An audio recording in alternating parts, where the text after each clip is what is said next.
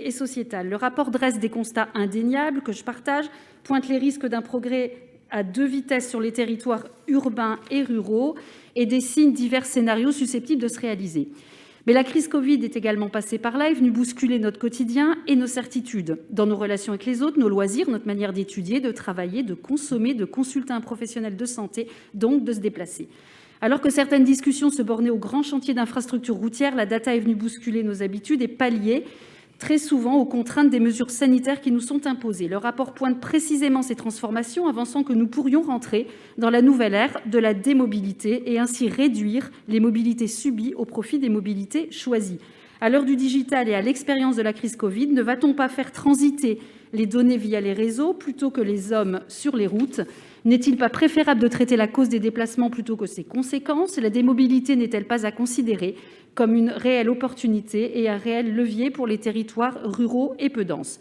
Pour permettre à ces territoires de se réinventer, la couverture numérique en très haut débit, à l'instar du déploiement de la fibre optique en Grand Est, est un préalable, tout comme l'accompagnement des populations à l'accès aux services digitaux.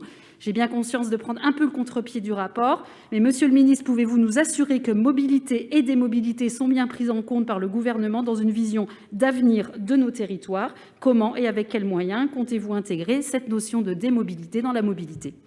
Merci, cher collègue. Monsieur le ministre.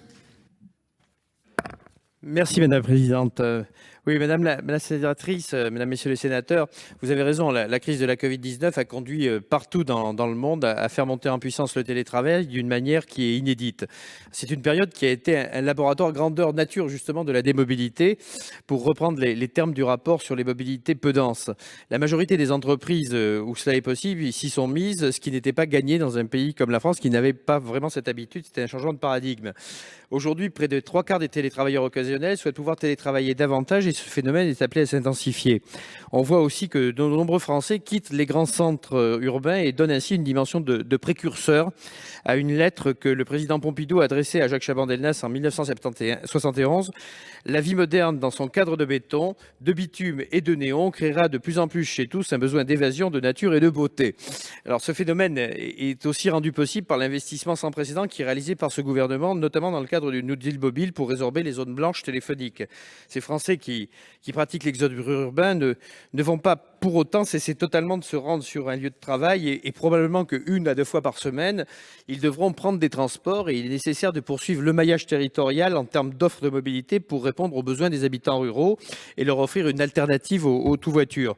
De plus en plus connectés, je pense que les habitantes et les habitants des territoires ruraux vont facilement ainsi solliciter soit une offre de covoiturage, soit du transport à la demande, soit d'autres formes de mobilité innovantes, ce qui est rendu possible grâce à la fin des zones blanches de la mobilité, puisque chaque territoire, je le rappelle, sera désormais couvert par une autorité compétente pour organiser une offre locale. Je crois que c'est vraiment en ce sens qu'il conviendra que le déploiement des technologies et du numérique contribue au développement de services de mobilité partout, pour tous et pour tout, au-delà des télétravailleurs bien sûr, et je crois qu'il y a une grande cohérence, je le disais en voyage officiel dans un département comme la Nièvre, il vous faut à la fois avoir des trains convenables sur la ligne Paris-Nevers-Clermont-Ferrand, mais en même temps disposer d'une offre numérique de qualité sur le territoire. Merci.